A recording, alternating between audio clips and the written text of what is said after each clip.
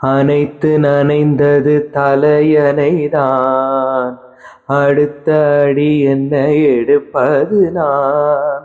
படுக்கை விரித்தது உனக்கெனத்தான், இடுப்பை வளைத்துன்னை அணைத்திடத்தான்.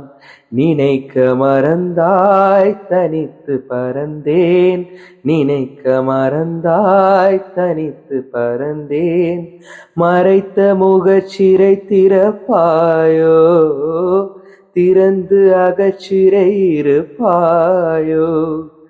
இருந்து விருந்து இரண்டு மனம் மகிழ உன் பார்வையில் ஓராயிரம் கவிதை நான் எழுதுவேன் காற்றில் நானே.